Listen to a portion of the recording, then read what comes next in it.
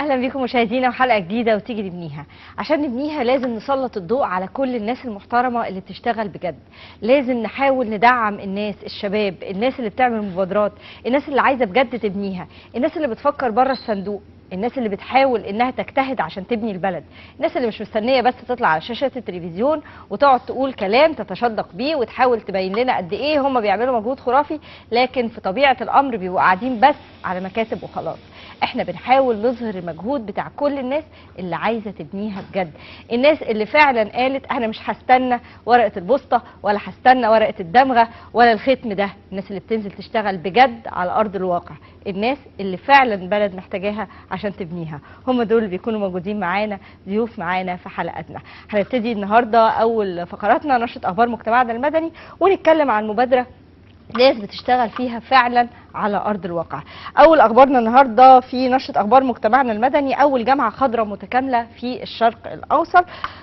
طلبت قسم الميه بكليه الهندسه باحدى الجامعات الخاصه قرروا انهم يعملوا مشروع مختلف، انهم يشتغلوا على محطه تحليه ميه، وده فعلا بنوها وابتدوا يشتغلوا عليها. اداره الجامعه الخاصه بتقول ان هم قرروا انهم يساعدوا الطلبه في بناء هذه المحطه علشان يربطوا بين الواقع العلمي والواقع العملي، ما يستنوش ان الولاد يتخرجوا ويبتدوا يدوروا في سوق العمل ويبتدوا تبقى خبراتهم صفر والناس ما تقدرش تشغلهم، ابتدوا فعلا يدوا الناس خبرات، وده اللي بيتهيألي اللي احنا هنكون محتاجينه الفترات الجايه. دكتوره رشا الخولي عميد كليه الهندسه قالت ان الجامعه بتقوم باداره المحطه من خلال طلبه كليه الهندسه نفسهم في هذه الجامعه عشان يكون درس عملي ليهم وعشان تعدهم لسوق العمل بالفعل. عندنا خبر تاني، استحداث 3 جوائز افريقيه باكاديميه البحث العلمي والتكنولوجيا. رئيس اكاديميه البحث العلمي والتكنولوجيا برئاسه الدكتور شريف حماد وزير البحث العلمي والدكتور محمود صقر رئيس اكاديميه البحث العلمي وافقوا على استحداث 3 جوائز جديدة للباحثين الأفارقة من غير المصريين. الهدف بقى من الجوائز دي تنشيط العلاقات ودعم العلاقات المصرية الأفريقية، بعد مصر في أفريقيا وتواجد مصر في أفريقيا الفترة الجاية مش بس ان احنا نقعد نتكلم عليه في التلفزيونات، لا لازم نعمل علاقات حقيقية، لازم نرجع لدورنا بجد، وعلشان كده اتعملت الجائزة دي، وعلشان كده هتكون جائزة محترمة $15,000 يتقدم لها الباحثين من عمر أقل من 45 سنة، وهيحصل على درع الأكاديمية ولشهادة تقدير، بالإضافة لأن البحث اللي هيتقدم يكون طبعا لازم قابل للتطبيق، وهيقوموا بتوصيلهم لبعض الناس القادرين على تنفيذ الأبحاث دي. عندنا خبر تاني عن الفايزين بجوائز الدولة لعام 2012 و2013. حصل حفل ختام وتوزيع للجوائز على المشاركين بحضور الاستاذ دكتور شريف حماد وزير البحث العلمي والدكتور محمود صقر، وحاولوا يدعموا كل الناس اللي موجودين وكل الناس اللي حصلوا على جوائز في عام 2012 و2013 لدعم البحث العلمي ولدعم مجهود البحث العلمي، وعشان يقولوا للناس يا جماعه اشتغلوا، احنا بندعمكم واحنا ابتدينا نزود ميزانيه البحث العلمي، صحيح لسه قليله بس ادينا اهو خطوه على الطريق الصحيح، بنحاول نشتغل، ساعدونا واشتغلوا معانا. افتتاح المؤتمر العالمي لشباب السلام الثاني تحت رعاية وزير التربية والتعليم يوم 4 مايو الحالي بالتعاون مع إحدى المدارس الدولية، هيتم افتتاح مؤتمر السلام العالمي الثاني عندنا احنا في مصر، عشان نقول للناس تعالوا واتفرجوا على بلدنا، بلدنا أمان، بلدنا زي الفل، تعالوا مصر وشوفوا التغيير اللي بيحصل في مصر. دي أهمية المؤتمر، وهيكون مشارك فيه عدد كبير جدا من الدول المختلفة، سواء دول أفريقية أو دول أوروبية بسفرائهم هيكونوا موجودين في يوم الافتتاح. عندنا خبر كمان من وزارة الصناعة والتجارة برعاية الوزير منير فخري عبد النور، عمل ندوة بعنوان تنمية المشروعات الصغيرة والمتوسطة بين استخدامات الطاقة المتجددة والطاقة البديلة بالوزارة. احنا حافظين مش فاهمين، كل مرة ما نيجي نقول الطاقة البديلة نتخيل ان احنا بنتكلم بس على المية وعلى الرياح. المؤتمر ده بيتكلم عن كمية موارد للطاقة البديلة أكتر مما نتخيل، وهو ده اللي قائم عليه الفترة الجاية التطوير، إن احنا هنحاول نستخدم مصادر بديلة للطاقة بحيث إن احنا نحاول نقلل مشاكلنا قد ما نقدر. خبر كمان من وزارة التضامن.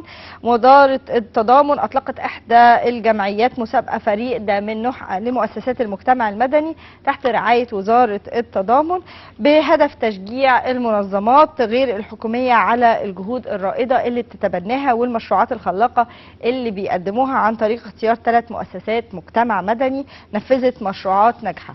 ده دورنا بقى في الإعلام إن احنا نقول يا جماعة ان في ناس بتشتغل بشكل غير حكومي بتحاول تعمل مبادرات وبتنفذ مشروعات، والمشروعات دي بتجيب نتيجة على الارض. الصورة الذهنية اللي اترسمت في فترة من الفترات عن ان كل مؤسسات المجتمع المدني بتتلقى دعم وتتلقى تمويل واهدافها سيئة، طبعا ده مش حقيقي. في طبعا الصالح وفي المخطئ، ولكن احنا هدفنا ان احنا نسلط الضوء على المنظمات المحترمة اللي بتشتغل بجد. محافظ دمياط يلتقي ممثلي حقوق الإنسان والمجتمع المدني. دكتور إسماعيل عبد الحميد طه محافظ دمياط التقى بالمستشار محمد عبد المنعم رئيس الاتحاد العربي لمنظمات حقوق الإنسان، والاثنين تم بحث أوجه التعاون مع المحافظة كممثلين عن المجتمع المدني. هيشوفوا إيه اللي الناس محتاجاه في الفترة الجاية وإيه اللي ممكن يكون يعني بيؤثر على المواطنين في هذه المنطقة ويحاولوا يتفادوه. مشاهدينا هنسيبكم مع فاصل ونرجع نتكلم عن مبادرتنا النهارده. مبادرة محترمة جدا محتاجين ان احنا نحاول ندعمها بكل ما نقدر. لما نشوف حاجة غلط نقول عليها غلط وما نوافقش ان احنا نتقبلها او ان احنا نتعامل معاها ابدا، لكن لما نشوف برضو ناس بتشتغل صح لازم نساعدهم وتبقى ايدنا في ايديهم. نقابلكم بعد الفاصل وتيجي مصر مكتوبة لابني وابنك وعجبني انك مشاركني. اهلا بكم مشاهدينا من جديد. وتيجي نبنيها، وعشان نبنيها لازم ندعم الناس اللي بتحاول فعلا تبنيها. معانا مبادره النهارده ناس بتشتغل بجد، ناس ما حاولتش انها تدفن راسها في الرمله وتقول على فكره الاوضاع زي الفل واحنا مفيش احسن من كده. مؤخرا ابتدى يتم فتح ملفات كنا بنعتقد انها اتقفلت بشكل او باخر. حصل مشكله كبيره قبل الثوره بين الشرطه وبين الشعب، والناس قعدت فتره طويله محتاجه يعني علاقه او محتاجه مصالحه بين الاثنين، وابتدت تحصل مبادرات محترمه تحاول تدعم العلاقه. وابتدى جهاز الشرطه بشكل او باخر يشوف هو كان عنده مشاكل ايه ويحاول يصلحها. الناس مش بتتكلم في انهم يعني الناس بتسعى للكمال، ولكن هم لم يصلوا لهذه المرحله بعد. علشان كده الناس بتقول لو احنا عندنا مشكله قولوها لنا، لو انتوا شايفين ان احنا مقصرين في حاجه قولوها لنا، لو انتوا عملتوا حاجه غلط هنحاسبكم. مش هنفضل معتمدين على سياسه الصوت العالي اللي برضو بقت موجوده طول الوقت. بلاش اتكلم انا كتير، تعالوا نتكلم النهارده مع مسؤول المبادره اللي هيكلمنا اكتر عن شكل المبادره. سياده اللواء دكتور ايهاب يوسف، امين عام جمعيه شرطه وشعب لمصر. اهلا وسهلا بيك. ليا الشرف يا فندم. اهلا وسهلا. سعيد ان انا موجود مع حضرتك، وسعيد بالروح اللي حضرتك بتتكلمي فيها في البرنامج من الناحيه الايجابيه، وان احنا ما ننتقدش حد من غير ما يكون عندنا مبرر، وان احنا نفتح الباب للتعاون في كل المجالات. انا يعني سعيد بان ده الروح اللي موجوده. يا رب تبقى موجوده عند كل الناس كمان ونقدر نشتغل على القصه دي. خلينا نتكلم بقى في البدايات. كان في مشكله وكان في مشكله حقيقيه وتسببت في يعني في كسر لشكل العلاقه اللي المفروض يكون موجود بين الشعب والشرطه. ناس اشتغلت على المبادرات، مش هنقول انهم وصلوا يعني لاحسن حاجه في الدنيا، لا طبعا لسه وارد ان يكون حاجات مش مظبوطه، ولكن الوضع افضل بكثير عما كان عليه. موافق على كلامي ولا من الاول رافض؟ لا بالعكس، هي الفكره ان المعايير هل هي احسن ولا اوحش، وهل احنا فين؟ هي دي مشكلتنا. حضرتك اللي هتقول لي. بالظبط، دي مشكلتنا من قبل ثوره يناير. احنا خليني ادي نبذه سريعه عن جمعيه شرطه والشعب لمصر، لان في ناس كتير بتعتقد انها اشهرت بعد الثوره. هي جمعيه شرطه وشعب مصر اشهرت سنه 2007، يعني قبل ثوره يناير. نعم. ب4 سنين. بتشوف ان في علاقه سيئه او في صوره ذهنيه عن علاقه سيئه بين الشرطه والشعب، ومطلوب ان احنا نشتغل عليها، مش من منطلق النقد ولا من منطلق المدح، ولكن من منطلق بناء الجسور. فده كان هدف الجمعيه من اول ما اشهرت، والحمد لله احنا شغالين لحد دلوقتي على نفس الكونسبت. مشكلتنا من 2007 لحد ثوره يناير لحد ثوره 30/6 وابتدينا تاني في نفس المشكله دلوقتي، هي معايير القياس. ما عندناش معايير للقياس. لما نقول العلاقه بين الشرطه والشعب علاقه سيئه، طب سيئه كام في الميه؟ لما حضرتك بتقولي لا العمليه بقت احسن، طب احسن كام في الميه؟ ما عندناش بقى ده. هي دي. فبالتالي سهل جدا اي حد يجي يروح واخد صفحه جورنان ويتكلم على سلبيات كتير جدا. طيب ما وتيجي الداخليه في ناحيه ثانيه تقول حاجه حتى لو ده صح فده يساوي 1% من اللي احنا بنعمله. العمليه مش متحدده بمعايير موضوعيه عشان نقدر نشتغل عليها، ولكن في النهايه احنا يهمنا ايه كشعب مصر؟ يهمنا ان احنا نعدي الازمه اللي احنا فيها بصفه عامه كدوله، ونقدر نبني اقتصاد قوي ونحقق نجاحات في المرحله اللي جايه عشان ولادنا يبقوا فخورين بينا. عشان ده يحصل لازم كلنا نبني. لو في خلل في العلاقه بين طوائف مختلفه في الشعب المصري مش هنقدر نبني مع بعض. لما نبص على وزاره الداخليه، وانا ليا الشرف ان انا كنت عضو في وزاره الداخليه في فتره طويله من حياتي، بنلاقي ان هي عمود من الاعمده الاساسيه اللي ما ينفعش ان احنا نستغنى عنها. وبالتالي لو العمود ده مش قائم بالصوره اللي تساعد في بناء الشكل اللي احنا عايزينه، او على الاقل الكل بينظر له بهذه الطريقه، يبقى احنا مش هنقدر نحقق اللي احنا عايزينه قوي. لو بعيد عن كلام كتير عن مؤامرات بس لما نيجي نقول ان احنا عايزين نبني لازم نكون كلنا رايحين في ناحيه واحده، وما يتزرعش بيننا وبين الجهات السياديه. خلينا نتفق دكتور بعد اذنك عذرا للمقاطعه انه البنى ما بيكونش بهدم المؤسسات. بالزبط. عندي مشكله اشوف فين المشكله واعالج هذه المشكله. بالظبط. اعزل عناصر بايظه، اشوف تكنيكس جديده، اعيد تدريب، اعمل ان شاء الله يا رب علاج نفسي او اعاده تقييم نفسي للمخطئين او للقيادات الرئيسيه اللي على اساسها هي اللي بتحط الخطه اللي الناس هتتعامل عليها. لكن فكره هدم المؤسسه بيتهيألي ده شيء تدميري، مش هيبقى ابدا واخد اتجاه لا ثوري ولا بنى. ما ينفعش، لان احنا زي ما حضرتك تفضلت فكره الهدم مش وارده، فكره الاصلاح وارده في اي شيء في العالم. احنا بنتكلم على الصحه، التعليم، الداخليه، العدل، القضاء، كله محتاج. ولكن في النهايه احنا النهارده نرجع بقى لاساس جمعيه شرطه والشعب مصر، هدفها ده العلاقه بين الشرطه والشعب. قبل 2010 قبل 2011 كان في مشكله في الصوره الذهنيه لدى المواطن عن جهاز الامن، وفي ناس كتير كانت شايف ان هو جهاز ما بيحققلوش اللي هو عايزه، بالعكس هو جهاز بيخدم على الحاكم، وانا مش سعيد بالجهاز. بغض النظر عن ده صح ولا لا، انما ده كانت الصوره الذهنيه. للاسف لقينا في المرحله الحاليه. عملتوها ازاي؟ شفتوا الصوره الذهنيه دي من الناس اللي حواليكم ولا ابحاث بقى حقيقيه؟ لا، احنا عملنا بحث على ارض الواقع، وكان التحليل بتاعه موجود او اتعمل من خلال المجلس القومي للبحوث الاجتماعيه والجنائيه.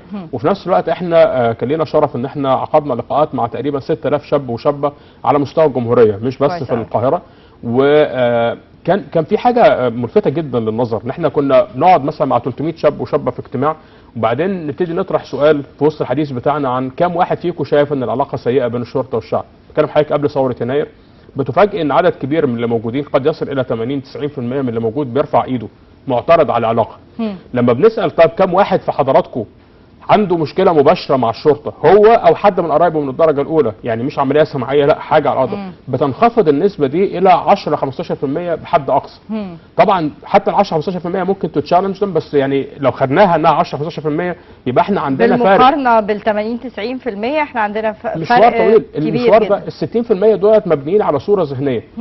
جايه من اعلام، جايه من فيلم شافوه، جايه من واحد فرد شرطه شافه في وقت من الاوقات بنى عنده عقيده، بنى عنده اعتقاد معين. فالنتيجه ان الشعب شايف، وده مهم جدا لان الاجانب بيقولوا حضرتك ايه، perception is reality، الصوره الذهنيه حقيقه. فاحنا ما بنقولش ان احنا خلاص انتوا حرين تتصرفوا زي ما انتوا عايزين، انت شايفني وحش بس انا كويس وانا مش هعمل لك حاجه، لا. حضرتك قلتي حاجه مهمه جدا، ان احنا علينا ان احنا نصلح وعلينا ان احنا نشتغل، وبالتالي الصوره الذهنيه حتى لو ما كانتش حقيقه على المؤسسه تغييرها. طبعا. فالمؤسسه عليها انها تبرز الصوره الايجابيه اللي عندها وتوصل للمواطن ايه الحقيقه وايه الصح وايه الغلط، لان في النهايه كل الناس اللي بتفهم في الامن بما فيها كل الساده الوزراء الداخليه اللي مسكوا من قبل الثوره لحد دلوقتي بيقولوا احنا مش ممكن نعمل امن من غير ما يكون معانا تعاون مواطن. حقيقي. وبالتالي لو المواطن تخلى عن جهاز الامن مش هنقدر نعمل حاجه. فعشان المواطن يقدر يتعاون وشفنا لازم ده بالفعل، يعني شفنا ده في فتره من الفترات. بالظبط. الوضع كان سيء، لكن لما الناس ابتدت تشد الشعب ليها تاني الناس بتدعم. وهنا بقى نيجي لحته شد الشعب ليهم دي في 30/6. 30/6 كانت نقطه فاصله في العلاقه بين الشرطه والشعب.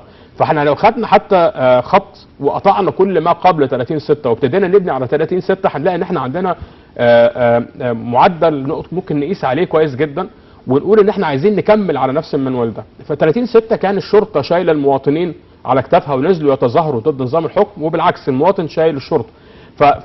واحتفلوا ببعض، كان شيء رائع. ازاي بقى نستمر بده؟ ده اللي بعتقد ان هو ما حصلش بالصوره المثلى، وبالتالي رجعنا تاني الفتره الاخيره نشوف انتقادات في الاعلام ونشوف صفحات على جرايد، وبنرجع يبنوا تاني صوره ذهنيه.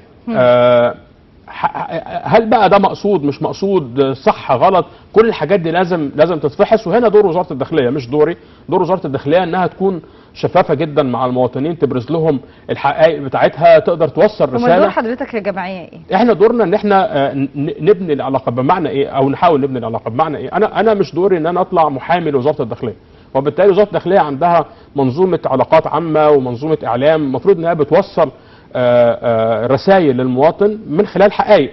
فهل هم بيعملوا ده بالصوره الكافيه ولا لا؟ زي ما انت حضرتك عارفه، يمكن في تغيير حصل في القطاع ده في وزاره الداخليه، ومسكوا السيد اللواء ابو بكر عبد الكريم من اقل من اسبوع. بنتوقع ان يكون في طفره في المرحله اللي جايه. فده جزء، ده يعني شق الدفاع عن وزاره الداخليه، ده مسؤوليه وزاره الداخليه. وفي نفس الوقت شق الهجوم على وزاره الداخليه مش بتاعنا برضه، احنا عايزين نبني العلاقه. فعشان نبني العلاقه لازم نيجي هنا على مبادرات طيبه من حقها او من شانها انها توصل الحقائق وتوصل تقدم. فيمكن لما حضرتك سمحتي لي ان انا اكون موجود معاكي النهارده، كنا بنتكلم على مبادرات احنا طرحناها على وزاره الداخليه، من ضمنها حاجه اسمها قسم الشرطه النموذجي.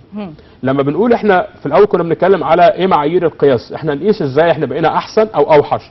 فقلنا طيب لو عملنا مكان معين حطينا فيه كل ما هو نموذجي، وكلنا اتفقنا ان ده نموذجي، ده احسن حاجه في الدنيا، يعني المواطن والشرطي والست والراجل والشخص اللي عنده اعاقه، كلنا اتفقنا ان المكان ده ممتاز، ده اللي احنا عايزينه. هيبقى سهل قوي ان احنا نقيس بعد كده، يبقى عندنا موديل او عندنا نموذج ونبتدي نحاول ان احنا نعممه او نطبقه بالظبط على قد فلوسنا وعلى قد امكانياتنا وعلى قد المتاح لينا من خدمات. بالظبط كده، يعني كده بنوصل للافضل مع الوضع في الاعتبار ان احنا ما عندناش فلوس يا جماعه الفتره دي، كلنا مزنوقين، البلد نفسها يعني احنا بنتعامل بالمتاح. ده كلام مهم جدا. بس عايز اقول لحضرتك على حاجه، ان احنا لو احنا عندنا الفكره ان احنا عايزين نبني مصر، وان احنا اقتنعنا ان الشرطه مهمه جدا في بناء الدوله في المرحله القادمه، واقتنعنا ان العلاقه بين الشرطه والشعب علاقه استراتيجيه لازم انا كدوله استثمر فيها، كدوله وكمواطن استثمر فيها، هنلاقي الفلوس لان احنا نعمل ده. مش قصه سواء بتمويل داخلي او بتمويل خارجي. وانا عجبني برضو حضرتك بتتكلمي على فكره التمويلات، ان في ناس كتير اساءت فهم التمويل، وابتدت تشوف ان التمويل ده اي حد بياخد التمويل ده لازم نعدمه ولازم مصطلحات يعني بقت سيئه السمعه، ظلمت في الاعلام وبقت سيئه السمعه، وارتبط دي برضو صوره ذهنيه بقت موجوده. انما احنا لازم هنا لما نيجي نتكلم، وبما ان احنا بنتكلم بتون واقعي اكتر، فلازم نتكلم على فكره التعاون الدولي. احنا النهارده لما بنقول مصر عايزه تتعاون وتندمج في المجتمع الدولي بمفهومها السياسي الجديد، الرئيس ابتدى يتوجه لبعض الدول ويتحرك ويعمل خريطه سياسيه جديده. وزير الخارجيه بتاعنا ما بيقعدش، قاعد كل يوم في بلد بيحاول يفتح مجالات جديده. من ضمن مجالات التعاون ان ناخد من الدول الاجنبيه فلوس وسلاح واديهم حاجات تانية في مقابل ده، ويحصل تعاون، لان احنا عنصر في المجتمع الدولي بنتفاعل معاه. فلما نيجي نقول انا عندي النهارده المجتمع الدولي بينتقدني في معايير تطبيق او في تطبيق معايير حقوق الانسان، ويقول لي اصل انت عندك السجون مساحتها ما بتسمحش بالعدد اللي موجود جواها وان طب انا معيش فلوس زي ما حضرتك تفضلتي بتقولي انا معيش فلوس ابني حاجه في الوقت الحالي. طب المجتمع الدولي بينتقدني عشان المساحه وانا محتاج فلوس عشان ابني هات فلوس. بالظبط. فهنا اصبح ده ما تدينيش فلوس تعالى ابني انت. فاصبح ده تمويل مشروع. بالعكس انا النهارده لما اجي اقول عايز اعمل قسم شرطه نموذجي. طيب قبل ما ارجع لقسم الشرطه النموذجي اسمح لي اخد اتصال. استاذ مجدي من القاهره، اهلا بيك. اهلا بيك يا فندم. اتفضل يا استاذ مجدي بمداخلتك. الحقيقه تحياتي الاول لسياده اللواء ابي يوسف. يا الشرف فندم. اهلا بيك يا فندم. وانا شايف ان المبادره دي مبادره طيبه جدا، وان كان احنا ما نقدرش نفصل الشعب عن الشرطه، لان المفروض الطبيعي انهم يكونوا كيان واحد. ولكن اللي انا احب اكد عليه حضرتك ان عبء ارساء الروح الطيبه بين الطرفين انا اعتقد ان هي تقع في المقام الاول على الشرطه، لسبب بسيط جدا. لان انا كمواطن لما اكون بتعامل مع اي مصلحه حكوميه او اي جهه امنيه ويتم التعامل معايا بشكل غير ادمي، وليكن نسميه اي حاجه، تقول زجر، تقول تعنيف، تقول عدم بناء الخدمه، انا كمواطن باخد المساله بمنطق ان الشرطه ضد. ناهيك بقى حضرتك عن حاجه بسيطه جدا ليها علاقه على الاقل بالاقسام وطرق الحجز اللي فيها. انا شايف ان ممكن ما يكونش فيه تعذيب خالص وما يكونش فيه اي انتهاك، ولكن مجرد ان انا حجره بتتسع ل 10 افراد واحط فيها حوالي 100 ولا 200، ده قمه التعذيب. يعني انا مش محتاج ان انا اقول ان الناس دي اتعذبت ولا لا، يعني مكان مخصص ل 10 وتحط فيه 100 ولا 150. فدي حلول انا شايف ان هي الدوله اللي عليها تحلها. النقطه الثالثه الاخيره بقى حضرتك اللي ليها علاقه بان للاسف الشديد هناك بعض الافراد في الشرطه، وانا بقول بعض الافراد بيهدروا تمام الاهدار كل جهد بيتعمل نحو ارساء المبادره الطيبه دي بتصرفات او بافعال او باخلال بالعمل الوظيفي بتاعته. ودي برضو اعتقد ان ده دور الشرطه او دور الجهاز هو اللي يتتبع ويراقب المساله دي. وشكرا. شكرا ليك يا استاذ مجدي. نرد الاول من فضلك يا دكتور. هو طبعا الاستاذ مجدي واضح من التون اللي هو بيتكلم بيه ان هو شخص متزن جدا وبيحاول ان هو يوجد حلول منطقيه. عرض ما له وما عليه. بالظبط. احنا ما حدش ينكر، انا زي ما كنت بتكلم ان الصوره الذهنيه على المؤسسه تغييرها، وبالتالي مش حد هيدافع عنها، هم المفروض يطوروا من الصوره الذهنيه اللي عليهم. الافراد ان هم بيسيئوا للجهاز بلا شك ده حقيقي، لان اي فرد في الشرطه بيعمل حاجه غلط هو بيخسر على الاقل مواطن قدامه. يعني هو لو شرطي اساء لمواطن فهو المواطن ده هيتضايق منه، وبالنسبه له الشرطه كلها وحشه. ومن هنا احنا بنقول لكل شرطي لازم تبقى عارف ان انت سفير مش بس للشرطه انما سفير للدوله كلها. ده من ناحيه. من ناحيه ثانيه المواطن اللي بيزعل منه ده ما بيزعلش لوحده، والدته، مراته، ابنه، جاره بيزعل معاه. فاحنا في كل حدث سيء بنخسر على الاقل 10 تنفار على الاقل. وهنا لازم نبتدي نخاطب بعض عشان نبقى احنا عارفين الجزء الخدمات. ما كانش ال10 بيكلموا 10 تانيين يعني. بالظبط. وهنا تبتدي الصوره الذهنيه تتكون. فلما بنتكلم على الخدمات انا مؤمن ايمان كامل ان الخدمات هي محور العلاقه بين الشرطه والشعب. لان في الاساس لما عملوا الشرطه زمان خالص الشرطه، يعني لو رجعنا لتاريخ الشرطه هنلاقي في حاجات كتير جدا. انا حتى مش عايز اتكلم من ناحيه استراتيجيه، انا بتكلم في حاجات بسيطه عشان نقدر نحل في حاجه صغيره على الاقل. فاحنا جزء الخدمات ده جزء مهم جدا، وعشان كده احنا بنتكلم على موضوع قسم الشرطه النموذجي. قسم الشرطه النموذجي ده انا كمواطن عايز اروح اعمل خدمه، هسيب جزء المباحث اللي ممكن يكون علينا تحفظات فيه او ما عليناش تحفظات بيه، بس عشان خاطر ما نخشش في متاهه. مش قصتنا النهارده، خلينا نتكلم خلينا في حته الخدمات. حياتك ضاعت رخصتك وانت ماشيه في الشارع، عايز تروحي تعملي مذكره فقد رخصه في الاسم. بس المفروض ان حياتك ما تبقيش قلقانه وانت رايحه، ما تضطريش تكلمي حد عشان تقولي له كلمني فلان، وتروحي عارفه ان حياتك هتاخدي 5 دقائق 10 دقائق وتاخدي الورقه بتاعتك وتمشي من غير ما حد. لا اخد ساعه وساعتين لو في دور مفيش مشكله. كويس. بس يبقى في دور، ويبقى في معدلات خدمه. هنا بنخش في المانجمنت، الاداره. فالمفروض ان احنا لما بنيجي نتكلم في موضوع الخدمات بنتكلم في موضوع الاداره. فاحنا بنقول لو قسم الشرطه النموذجي موجود يبقى هنقدر نحدد فيه زمن الخدمه. حضرتك لما هتيجي تقدمي بلاغ عشان عندك مشكله، او حضرتك هتيجي تقدمي عشان عايزه تثبتي حاله، حكه عربيه، رخصه بطاقه، رخصه سواقه، بطاقه، اي حاجه من الحاجات دي، معدل الخدمه بتاع حضرتك قد ايه في الوقت؟ لان حضرتك بتقول انا ممكن استنى ساعه ساعتين، ممكن، وممكن في ظرف ثاني لا، فلازم يتحسب. في قسم الشرطه النموذجي لازم يتعرف زمن الاستجابه. لو حضرتك مقيمه في دايره الاسم وكلمتيهم عشان بتتضرري من شيء، جارك عامل دوشه، ميه بتخر من حته، حاجات اللي هي الخدميه. عربيه النجده هتيجي لحضرتك بعد قد ايه؟ اولا هياخدوا مني المكالمه بعد قد ايه؟ يعني انا حضرتك خدتها من لساني. قبل ما نشوف العربيه هتيجي بعد قد ايه وهتيجي اصلا ولا لا، هياخدوا مني المكالمه بعد قد ايه؟ بالظبط. فهياخدوا مني المكالمه بعد قد ايه، ولازم يكون ليها معدل، والعربيه هتيجي بعد قد ايه، والخدمه هاخدها ازاي. كل ده ملوش علاقه خالص بالعمل الامني المحترف، انما احنا بنتكلم هنا على إدارة. جزء الخدمات اللي في الامن اللي ليه علاقه بالاداره. وده سهل جدا ان هو وبالاعلام على فكره. يعني ما فيش حد ما هوش حافظ 911، لكن مش كل الناس حافظه رقم الشرطه 122. لا انا مش بتكلم في انه، لكن هتلاقيه دارج اكتر بالنسبه للناس حافظه الارقام الخارجيه. بالظبط. يعني على اساس ان فكره سرعه الاستجابه مش موجوده، فالناس حتى مش بتحاول تحفظ الرقم. هي دي الصوره هل ده بقى اللي بنحاول نغيره في المبادره؟ ده اللي احنا نتمنى ان احنا نغيره. فاحنا الفكره اللي احنا بنقدمها ايه؟ ان احنا بعيد عن الاستراتيجيات، لان سهل جدا ان احنا نقعد نتكلم في استراتيجيات، خصوصا ان احنا كجمعيه عاملين استراتيجيه كامله للتطوير في الناحيه دي، بس دي في الاخر دي حاجه. كلمتوا مين بقى؟ لا احنا كان لنا الشرف، قعدنا مع كل وزراء الداخليه من بعد ثوره يناير حتى الان، اعتبارا من الفريق احمد شفيق اثناء ما كان وجوده في رئيس مجلس الوزراء، وكان معاه اللي هو محمود وجدي، الى السيد محمد ابراهيم. لسه ما قعدناش مع السيد اللي هو مجدي عبد الغفار.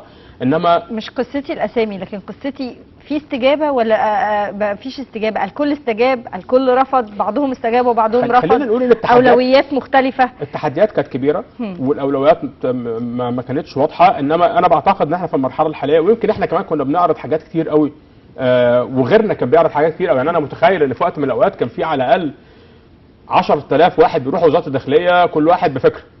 فده شيء طيب، وفي نفس الوقت كان حمل طبعا كبير جدا عليهم، لانهم لازم يستقبلوا الناس ويبقوا بشوشين. بس من فضلكم يعني اللي عايز يفكر واللي عايز يتقدم بافكار يتقدم، ما حدش بيقول لا خالص. بالعكس ده هي ميزه، ده بيدل على الانتماء وعلى على الشعور بان ده حاجتنا.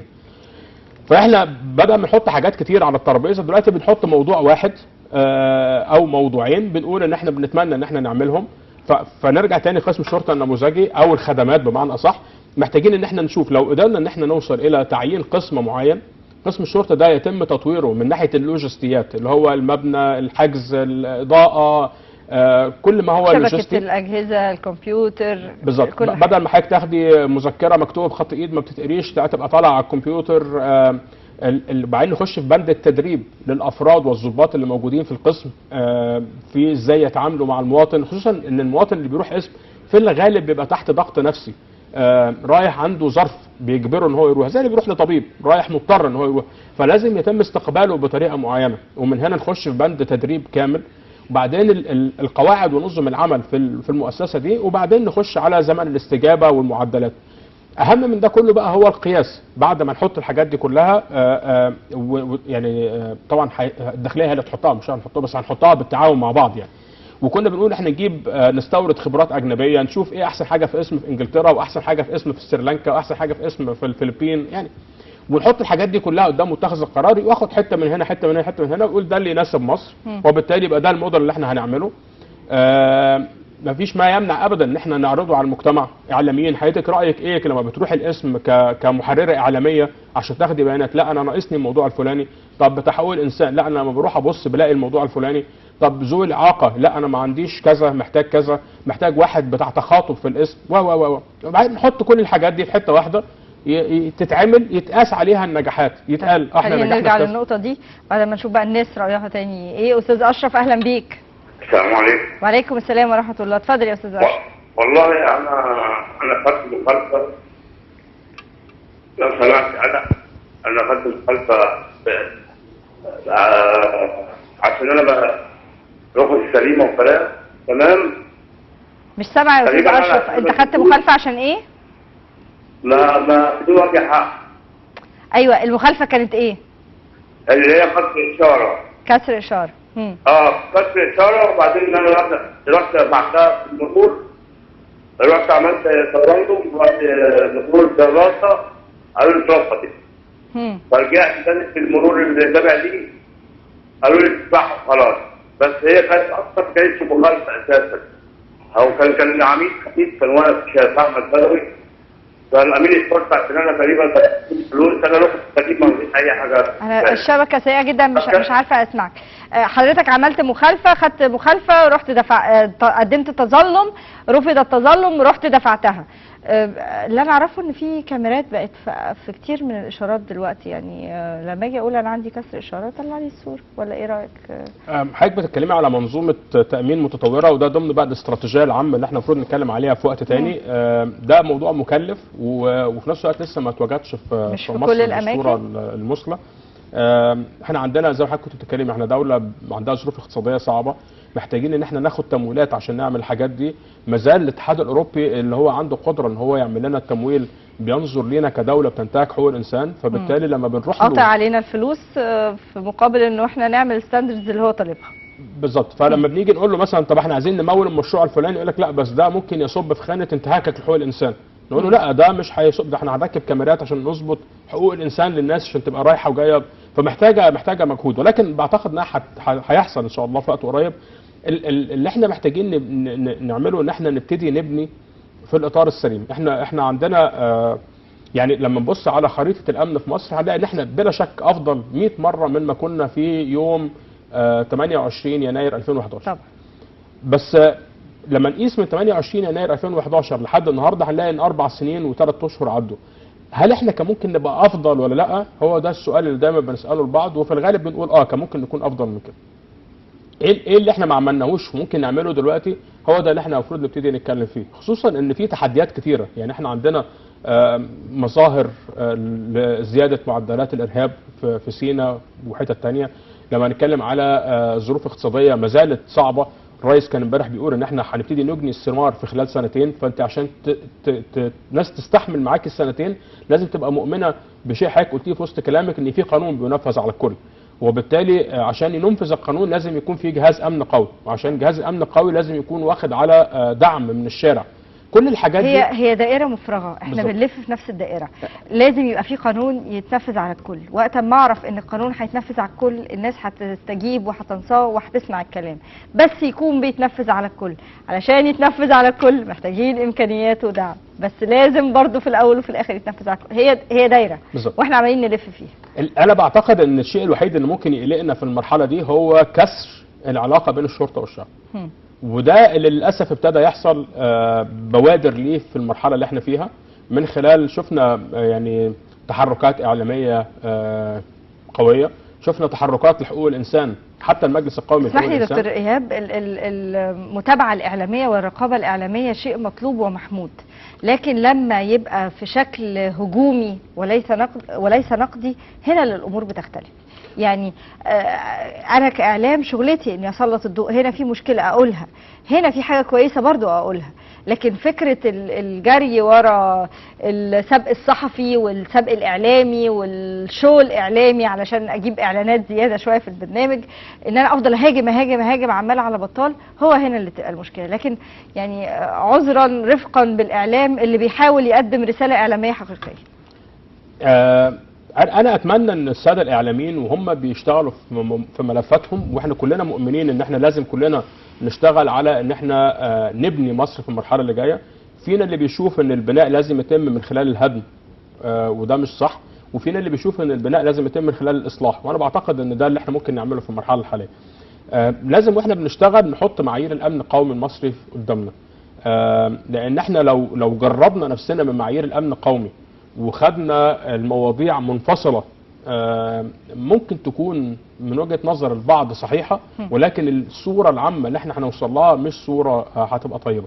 خصوصا ان احنا لما بنتكلم على ان احنا محتاجين نرفع الروح المعنويه للشعب المصري، محتاجين ان احنا نحشد للبناء، محتاجين ان احنا نؤمن بالقضيه بتاعتنا ونبقى عارفين التحديات اللي موجوده حوالينا، وفي نفس الوقت ما بنقولش ان احنا نغفل السلبيات. بس لما الاقي ان مساحه الاعلام بتاخد 90% سلبيات و10% بالكتير لو حصلت ايجابيات، مش ده الصوره الواقعيه اللي في مصر. الصوره الواقعيه اللي في مصر ممكن تكون 50-50 او اكتر من كده شويه.